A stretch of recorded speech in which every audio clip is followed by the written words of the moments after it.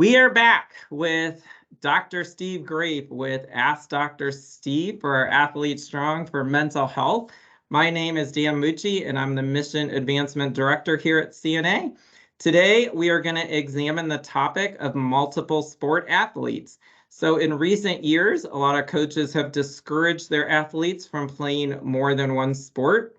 But some recent studies in the last year or two have shown it might be better for athletes to participate in more than one sport because the wear and tear on their bodies and getting more close competition allows them to feel more comfortable in pressure situations. So we'll look at that with handling some of the stress and anxiety that goes along with playing two sports. And of course, as we move into discussions, Steve, some sports just go together, like cross country and track go together. So it's natural that some of those athletes would play two sports. Sometimes football and wrestling or football and track go together, to name a few. So we'll look at that. And as usual, we'll break it down into a segment on coaches, a segment on athletes, and a segment for the parents. So welcome back, Dr. Steve. Do you have anything you want to say to our viewers out there before we get started? No, hopefully everybody's out there is happy and healthy and managing things pretty well. So looking forward to another great conversation as well today. Great. Move into the parental side of things, especially when a child is a freshman or sophomore playing multiple sports and they can't drive. So from a parental side of thing, your child decides to play multiple sports. What role does the parent play in the communication process with the coach? So is it more the athlete should be communicating here, or again, they're in high schools that more the parent should be communicating with the coach about either getting to and from practice, or he's got to miss a workout because we just don't have anybody to get him or her there. Kind of, what role is the parent stepping in at this process? I think it can vary depending on the situation, but we're talking life skills here. And if there's a 15-year-old, I have clients like that are 15 that'll schedule their own appointments with me as their coach or psychologist. And that's a tremendous skill. So then when that person needs to talk to a college professor about something or a boss, they're going to be very comfortable in doing that. So I think the more that we can empower our children to take on some of those things, I think it is a good life skill to learn. Now, having said that, that's not always going to be the case. There's going to be some times where the parents need to take the rein on something, and that's cool too. Again, I think having the coaches have a parent meeting at the beginning of the season to talk through what are some expectations when it comes to parental communication or communication in general, that can go a long way as well to clear up some of this. So, and that's a really part of being a parent, is encouraging your child and maybe walking them through the steps or the language to communicate with the coach, but then letting the child, or in this case, the athlete, follow through with it. I think that's great. Yeah, the role playing and being able to work through some of those different discussion points in a safe and supportive place, and then encouraging the client, or not the client, but the athlete to go and try it out, the student to try it out. I think that's great practice. Right. So again, a child's playing two sports. We're in the summer. We'll kind of stick with the summer right now. What are some things parents should be looking for in their child to make sure they're not getting too fatigued or too run down, or getting the proper rest? Because really, we all get it to summer and we think this is a time we're going to rest. No school, things will be relaxed a little bit. We're not running from here to here to here. So what should a parent really be looking for in their athlete? Well, parents know their kids, right? And so I think if you pick up that it seems like they've lost a little pep in their step, or they're sleeping a little bit more, or they seem less inclined to do some of the chores that we're asking them to do, or they leave the dinner table a little more quickly than they typically do. Those types of things, I think over time start to create a little constellation that maybe your child isn't doing as well as he or she once was doing. And so just being aware of that, particularly if you know that your athlete, your child is doing a lot of things. It, if they're only doing one thing, okay, they probably have the energy to handle it and stuff. But if they're doing multiple sports, they're working and they're hanging out with friends, and then they're doing some other training on the side as well. Like, oh wow, that sounds like a lot. If it sounds like a lot, it probably is a lot. So then it warrants kind of putting on a little bit more of that lens of checking in with that student athlete to see how they're doing maybe a little bit more regularly. And is that advice you would give in season too? Because now we've just added the school component. So you're going to school all day, you've got homework at night, and yet there are kids who do their sport and also hold down a job. And then, if they're a National Honor Society or something, they're volunteering to, try to accomplish all those goals too. So again, maybe in season, are there different things parents should be looking for than out of season? I think the same intent is there, like being mindful of what is going on with your child and communicating with them about how they're doing, how are they feeling with this current workload. And again, some student athletes, children are cool with it all. Others, they think they're going to be cool with it, and then they're thrown into that busy mix, and they decide, wow, like this, mom, dad, this is a lot. Like I was surprised at how much it is. And so I think just knowing that there's the possibility for that and being able to comfortably or even uncomfortably communicate with your child about how they're doing, I think just goes a long way. Okay.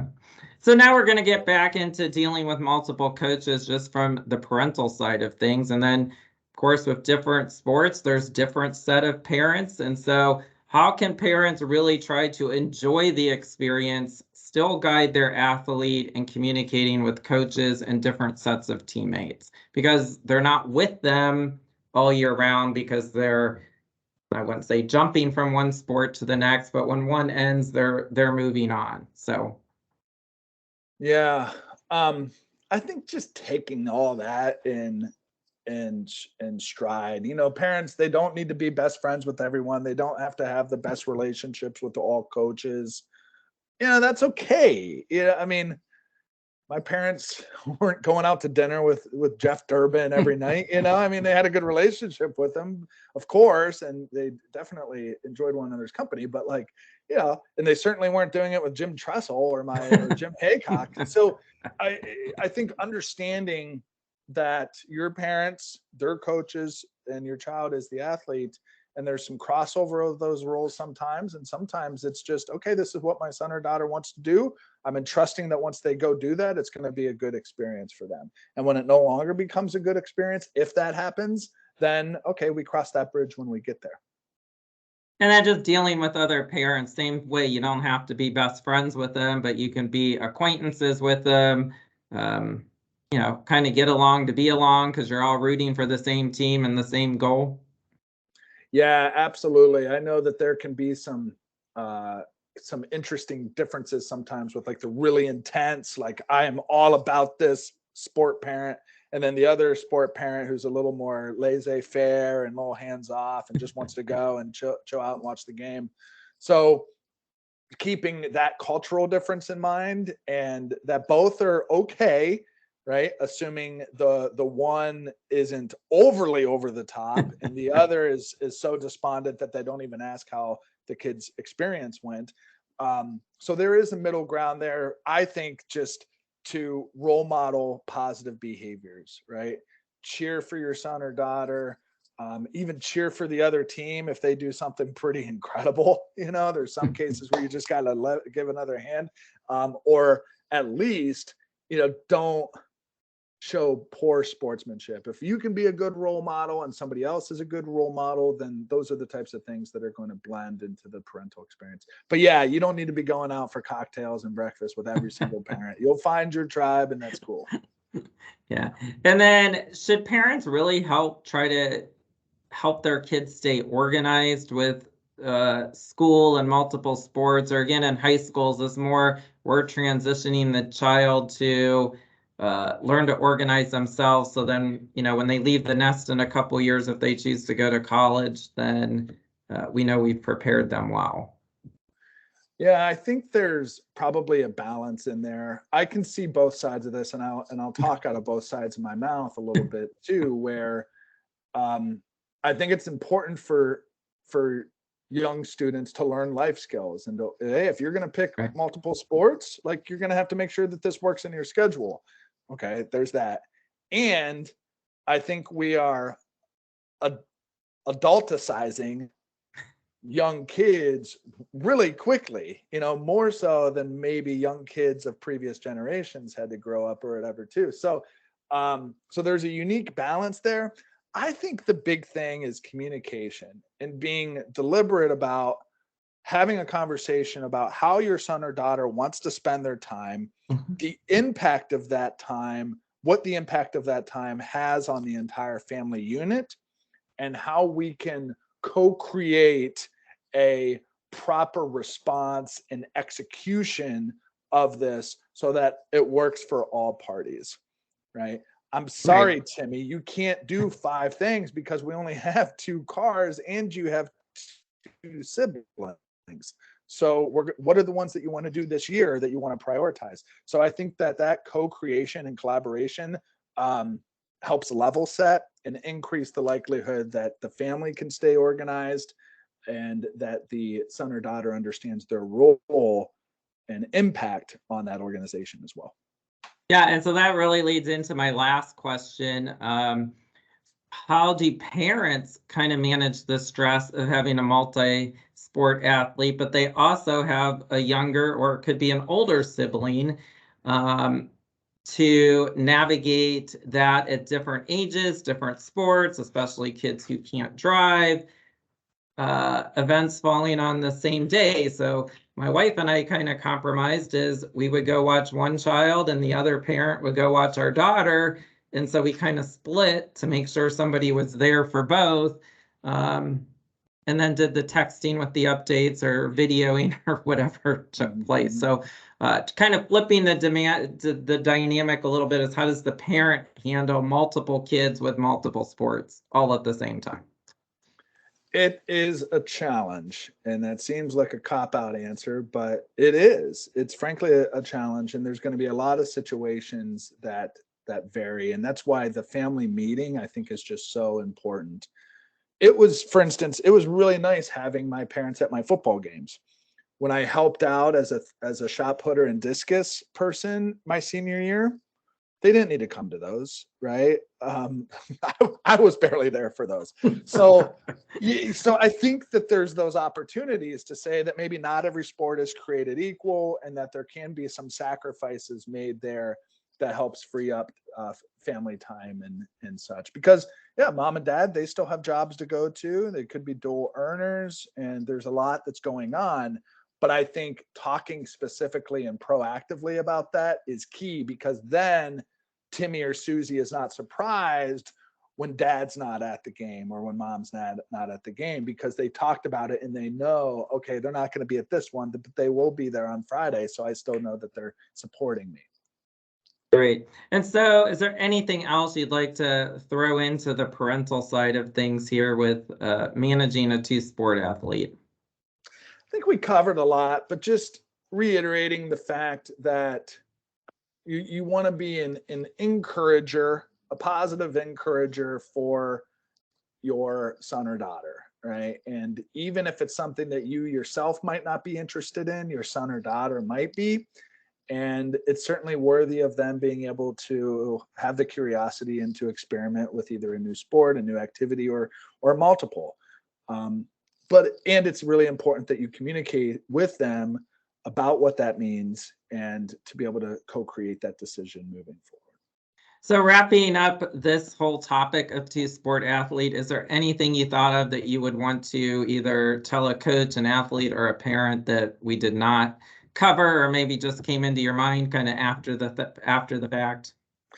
Yeah, I think I alluded to this a little bit, but as we've talked about this, I think if they're listening at home, I could imagine an athlete or a coach or a parent might might start to feel a little overwhelmed. Like, wow, like there's a lot here. I never realized. I got to communicate and have these preseason discussions, and I need to, how do we want to communicate? And yeah, all that stuff is important, but sometimes that's just like a quick little conversation, right? And those quick little conversations can go a long way. And the majority of the time, this is going to be easy stuff. Like, there's been multi-sport athlete, multi-activity students for millennia, for years. So it's probably not going to be that big of a deal, but having some heuristics and tactics at your available, I think, can just make the process even more smooth if it happens to not be a smooth experience. But most of the time, it's going to be a smooth experience and it's going to be fine. Awesome stuff again, Dr. Graef. Obviously, Child and Adolescent appreciates all that you're doing to help our local athletes, coaches, and parents with our Ask Dr. Steve segment here. Dr. Steve is owner of Mindurance, and you can tell us a little bit about that real quick and remind us, and then we'll wrap it up. Yeah, absolutely. So Mindurance is essentially a coaching, mental coaching private practice where I meet with adolescents and adults on stress management, performance enhancement, leadership development, and lifestyle design. And I meet folks virtually. I also have some free e-courses, one on the ABCs of mental performance and another on You're Not Crazy or Stressed, that can be found on YouTube. So if you go to my website, www.mindurance.org, you can find all the information that you need to get in touch, follow me on social, or to reach out for some help. So looking forward to chatting with you, and hope you all are enjoying the conversations here. And Dan, always a pleasure, my friend. Yeah, awesome. Good stuff again, and we'll look forward to the next segment. Thank you again. You got it. Bye, everybody.